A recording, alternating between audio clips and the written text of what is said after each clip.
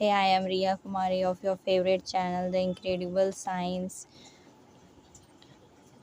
उस दिन मैंने आपको बताया था प्लांट किंगडम, मैंने आपको पढ़ाया था। मैंने आपको उस दिन कुछ पढ़ाया बेसिकली नहीं था, मैंने आपको बस रीडिंग करवा दिया था और मैंने कुछ पॉइंट्स आपको बता दिए थे। लेकिन आज मैं आपको लिख कर एक एक पॉइंट अच्छे से समझा कर मैं आज आपको बताऊँगी। So let's start the video. Before starting the video please like, subscribe and share my video. ठीक है, जब भी आप सब्सक्राइब करके रखें चैनल को, लाइक भी करें, कमेंट भी करें कि आपको समझ में आ रहा है कि नहीं। सब्सक्राइब करिएगा तो जैसे ही मैं आपको वीडियो डालूँगी वैसे ही आपको वीडियो आ जाएगा, मतलब आपको ज़्यादा वेट नहीं करना पड़ेगा। ठीक है, so let's start the video from the plant kingdom. अब मैं आपको एनसीईआरटी इसलिए साथ में रीड करवा रही हूँ क्योंकि मोस्ट ऑफ द एग्ज़ाम में एनसीईआरटी इज़ मोस्ट इम्पॉर्टेंट। मतलब स्कूल के एग्ज़ाम से भी क्वेश्चन जो आते हैं वो एनसीईआरटी से ही आते हैं, और जो कम्पिटिटिव एग्ज़ाम की जो तैयारी कर रहे हैं वो भी एनसीईआरटी से ही आते हैं। ठीक है, अब जैसे कि हम लोग स्टार्ट कर रहे हैं। In the previous chapter, we looked at the broad classification of living organism under the system proposed by Whittaker। ये पहले क्या बोल रहा है कि पहले तो आपको पता है कि 5 किंगडम होता है। Kingdom animalia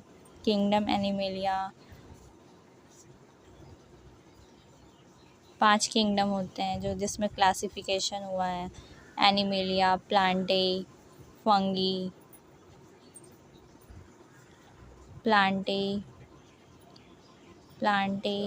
fungi, protista, Monera.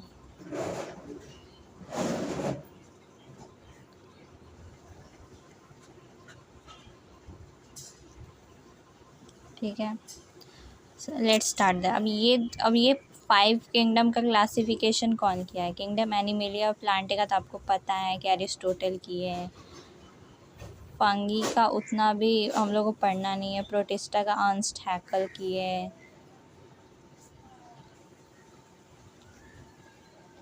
अब पांचों का जो क्लासिफिकेशन किए हैं, जो मिला के बताए हैं, वो जो हैं RH विटेकर किए हैं। जो 5 kingdom classification was discovered by RH Whittaker in 1969। इसका डेट भी याद कर लीजिएगा, 1969।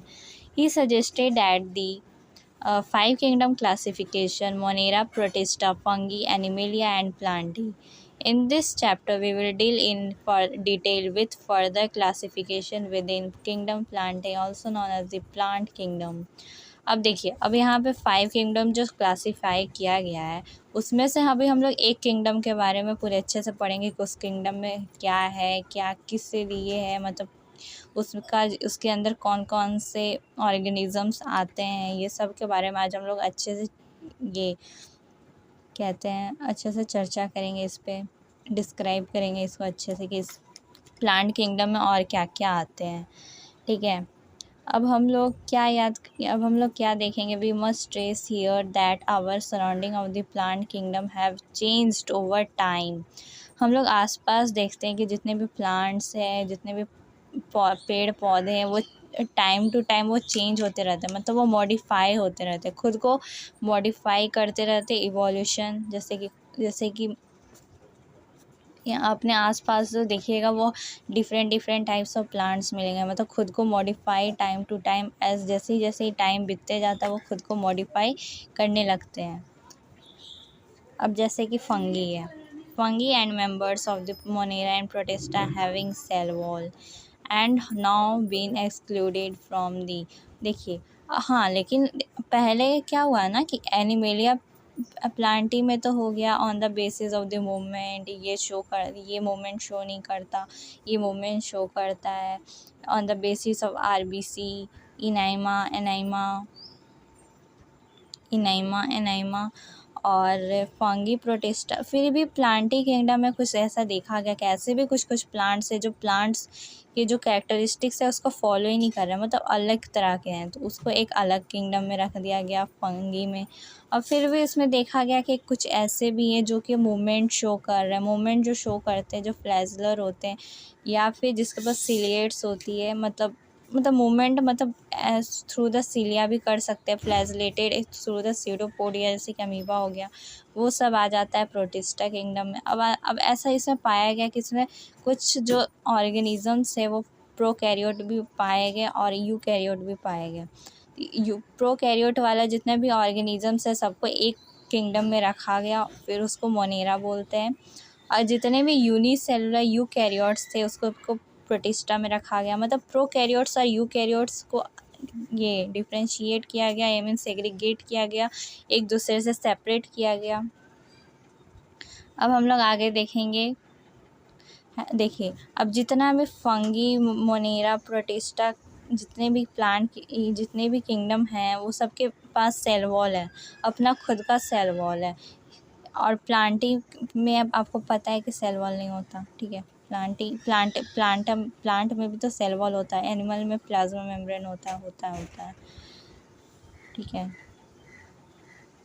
लेकिन इसमें कुछ ऐसा कैरेक्टरिस्टिक्स दिखा गया जो इसके प्रॉपर्टीज़ में मतलब इससे बहुत अलग था। जैसे कि इसमें प्रोकैरियोट यूकैरियोट भी थे, अब उसको क्लासिफाई किया गया, प्रोकैरियोट्स को यूकैरियोट्स को। अब ऐसे कुछ ऑर्गेनिजम्स थे जो कि तुम्हारा फीड करते थे डेड एंड डिकेइंग मैटर पे, मतलब वो खुद अपना खाना फोटोसिंथेटिक नहीं थे, हेट्रोट्रोपिक थे। अब उनको भी क्लासिफाई किया गया, ठीक है। So the cyanobacteria that are also referred to as blue-green algae are not algae anymore. In this chapter, we will describe algae, bryophytes, pteridophytes, gymnosperms and angiosperms under planting. ठीक है। अब यहाँ पे कुछ कुछ क्लासिफिकेशन हो गया, जैसे कि आर्टिफिशियल क्लासिफिकेशन में वैसे ऑर्गेनिजम्स आते हैं जो एक दूसरे से क्लोजली रिलेटेड होते हैं। जैसे कि फॉर एग्ज़ाम्पल जैसे कि आपने डॉग और कैट को देखना, क्लोजली रिलेटेड है, मतलब दोनों का एक एक कैरेक्टरिस्टिक्स मिलता है, तो जिसके फ्यू कैरेक्टरिस्टिक्स एक दूसरे के मिलते हैं, ठीक है। अब ये आर्टिफिशियल सिस्टम जो क्या था ना कि वो इक्वल वेटेज देता था, it gave equal weightage to all vegetative properties and vegetative characters and sexual characteristics. This is not applicable as more affected by environment. Vegetative characters मतलब कैसे कि लीफ, स्टेम्स, रूट्स, मतलब कैसे कैसे होते हैं, तो ये मतलब उस सबको इक्वल वेटेज एक देता था, ठीक है। अब इक्वल वेटेज देने का मतलब क्या है ना कि वो वेजिटेटिव कैरेक्टर्स जो है और ये सेक्सुअल कैरेक्टरिस्टिक्स है वो आपका जितना ये होता था उतना ही, मतलब वो ऐसे नहीं करता था कि किसी को कम प्रेफरेंस देता था, किसी को ज़्यादा देता था, तो इक्वल वेटेज रखता था आर्टिफिशियल सिस्टम, जिसमें कि वो कैरेक्टरिस्टिक्स क्लासिफिकेशन जो होता था वो बेसिस कौन से बेसिस पे होता था, वेजिटेटिव कैरेक्टरिस्टिक्स और सेक्सुअल कैरेक्टरिस्टिक्स, ठीक है। This is not acceptable since we know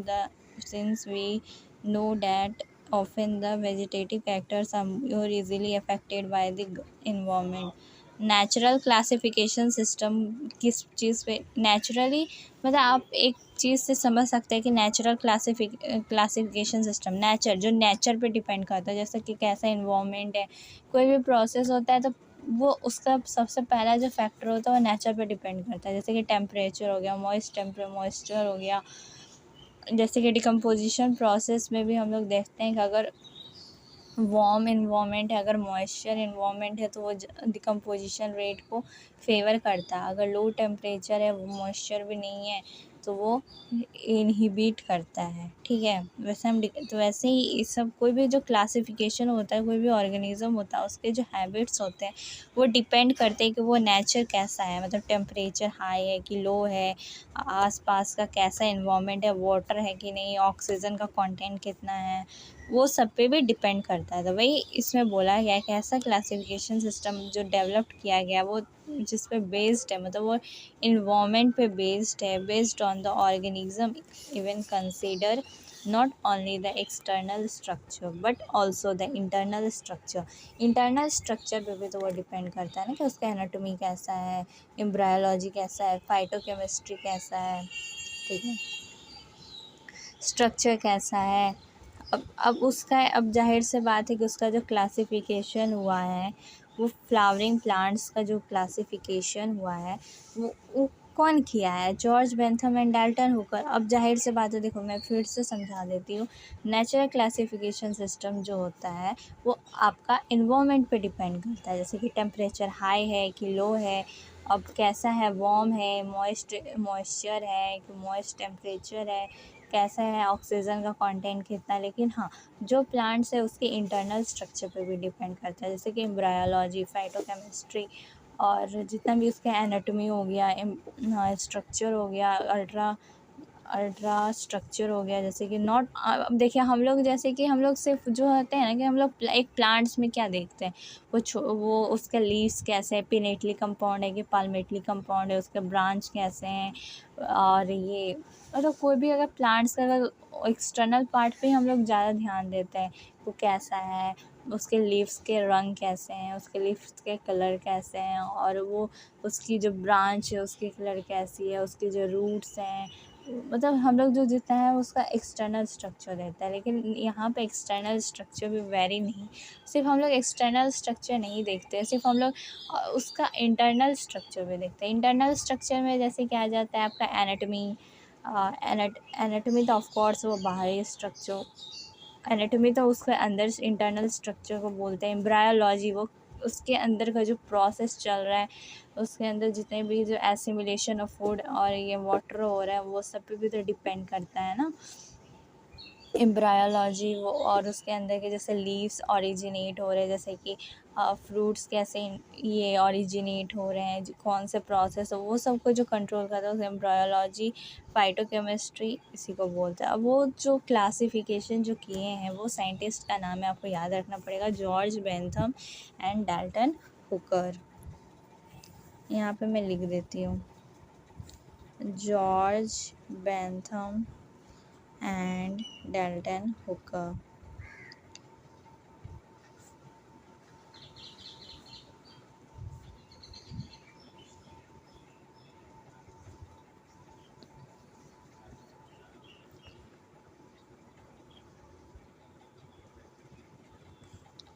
natural classification system.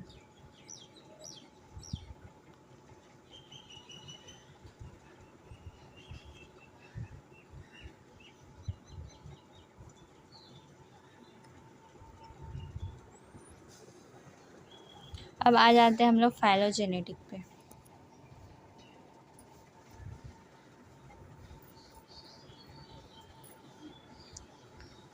Phylogenetic classification system.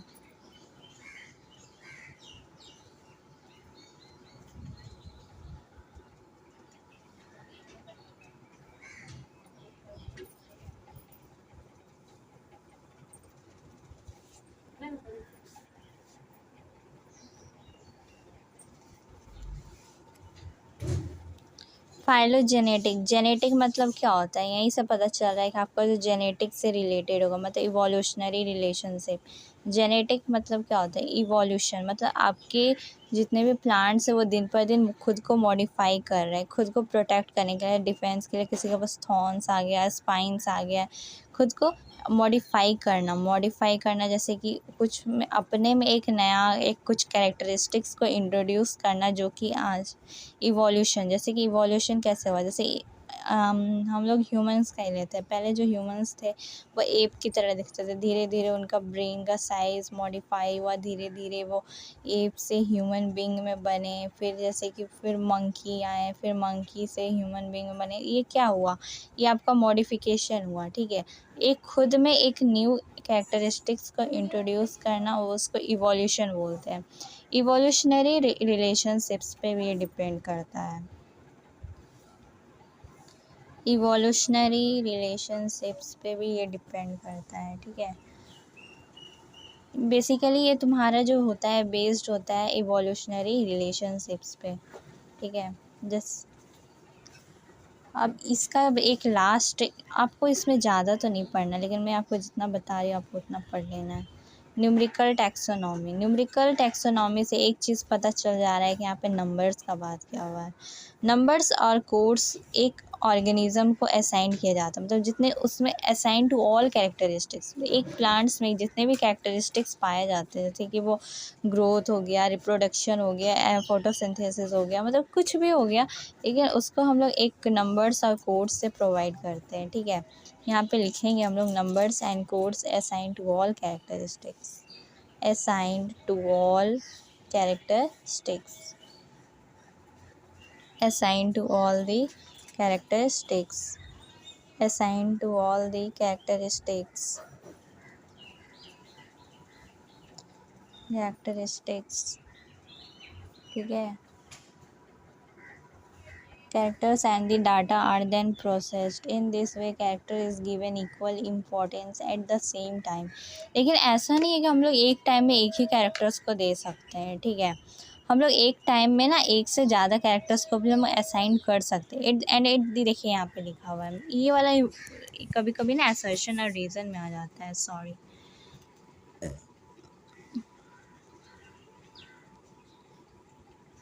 In this way, each character is given equal importance, and at the same time, hundreds of characters can be considered cytotaxonomy. Cytotaxonomy is based on cytological information like अब जो आ गया next classification cytotaxonomy का, taxonomy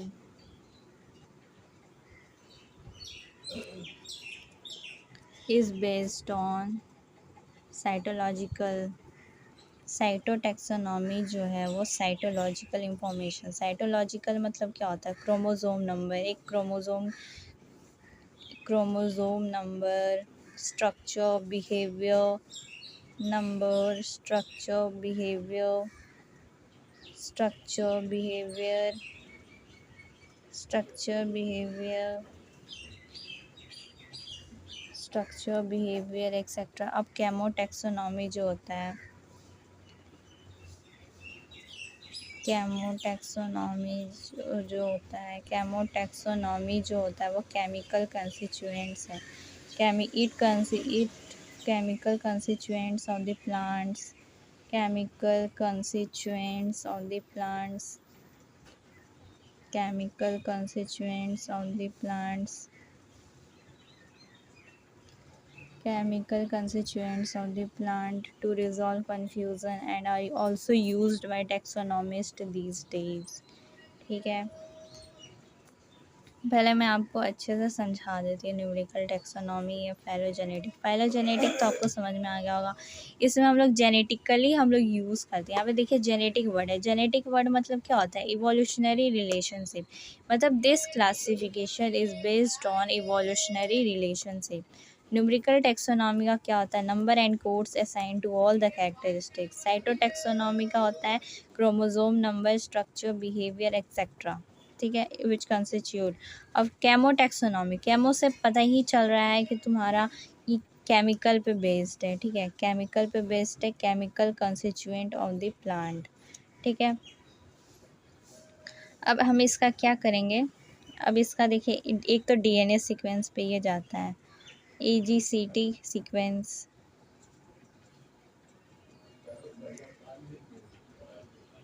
इसमें हम लोग DNA sequence का भी हम लोग यूज़ करते हैं।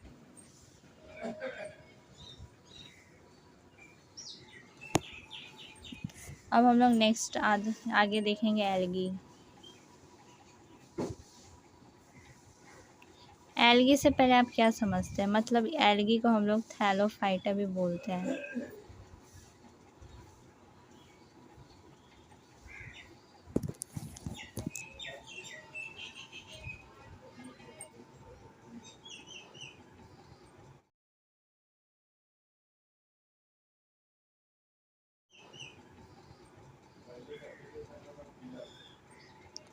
थैलोफाइटा,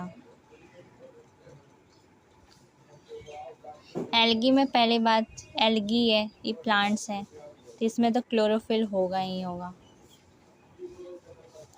फिर बियरिंग, इसमें क्लोरोफिल प्रेजेंट क्योंकि ये फोटोसिंथेटिक होता है। ठीक है। फोटोसिंथेसिस करने के लिए क्लोरोफिल तो चाहिए ही चाहिए। इसके जो स्ट्रक्चर्स होते हैं वो सिंपल होते हैं, थैलॉइड होते हैं, मतलब उतने डिफ्रेंशिएटेड नहीं होते, मतलब इनके रूट्स नहीं होते हैं, स्टेम्स नहीं होते हैं, लीव्स नहीं होते हैं। और ये जो है वो आपका एक्वेटिक और मैरिन दोनों में पाए जाते हैं। जैसे कि एक्वेटिक में जैसे वेराइटी ऑफ समुद्र फाउंड इन दी, हाँ एक्वेटिक और मैरिन दोनों होते हैं। जैसे कि एक्वेटिक में कौन सा, फ्रेश वाटर और मैरिन होते हैं, फ्रेश वाटर एंड मैरीन। इनका जो हैबिटेट होता है, इनका जो हैबिटेट होता है वो फ्रेश वाटर एंड मैरीन होता है। ये लेकिन ये मोस्टली टाइम आपको ना मॉइस्ट रीजन में दिख जाएंगे। जैसे कि हो गया stones, soils and would, stones, soils and would,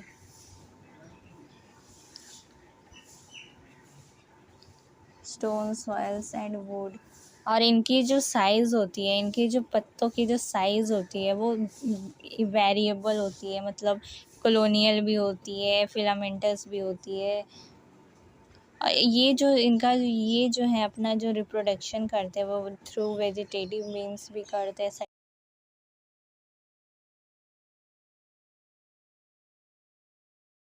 sexual means भी करते हैं और एसेक्सुअल मीन्स भी करते हैं। जैसे वेजिटेटिव फ्रेगमेंट रिप्रोडक्शन में जैसे कि बहुत सारा आ जाता है ना, कि ग्राफ्टिंग आ गया, उसमें रीजनरेशन आ गया, बहुत सारा आ जाता है। अब इसमें क्या करेंगे, अब इसमें जो कॉमन होता है वो फ्रेगमेंटेशन होता है। मतलब इसके जो ऑर्गेनिज़म्स हैं वो खुद को डिवाइड कर लेते हैं फ्रैगमेंट्स में। अब एक जो है वो इंडिविजुअल जो फ्रैगमेंट्स है वो आपका एक एडल्ट में कन्वर्ट हो जाएगा, मतलब इंडिविजुअली, मतलब आपके जितने भी फ्रैगमेंट्स हुए हैं उतने अपने ऑर्गेनिज़म्स डेवलप हो जाएंगे। अब सेक्सुअल मीन्स क्या होता है, सेक्सुअल तो आपको पता है कि मेल एंड फीमेल जब फ्यूज़ करते हैं तब उसको सेक्सुअल बोलते हैं, मेल एंड फीमेल गैमेट। अब यहाँ पे क्या होता है ना, लेकिन ये तो प्लांट्स है, अब इसमें तो मेल एंड फीमेल गैमेट तो आएंगे नहीं, ठीक है।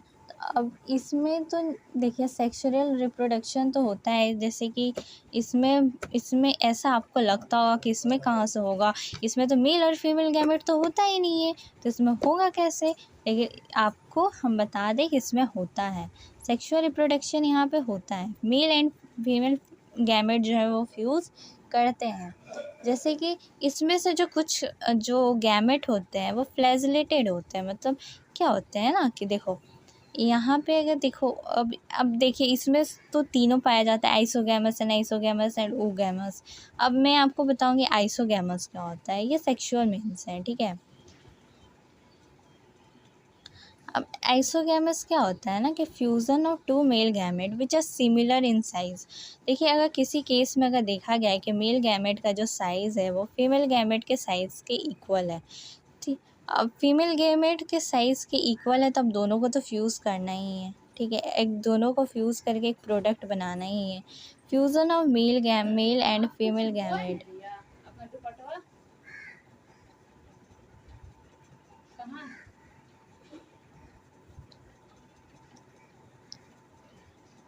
Female fusion of male and female gamete. अब इसका एग्जांपल आ गया spirogyra,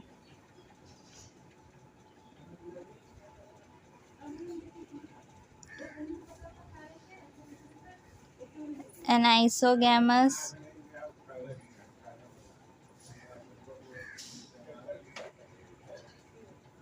fusion of male and female gamete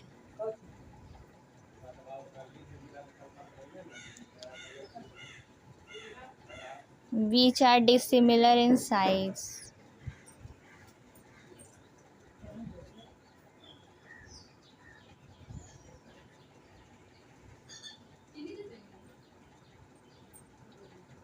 अब इसका एग्जांपल आ गया यूडोराइना।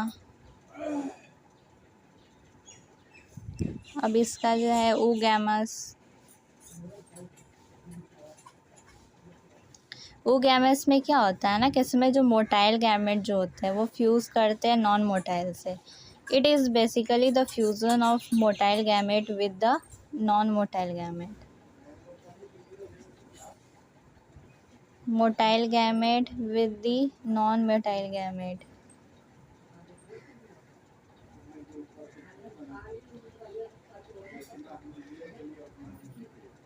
Example Volvox Fucus.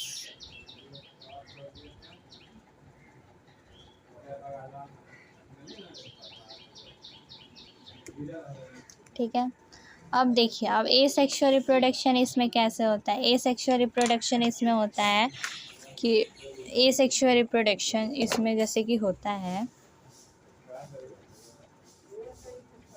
ए सेक्सुअल रिप्रोडक्शन इसमें होता है जैसे कि इसमें बहुत सारे स्पोर्ट्स के थ्रू होता है। ए सेक्सुअल रिप्रोडक्शन हमेशा याद रखिएगा स्पोर्ट्स के थ्रू होता है।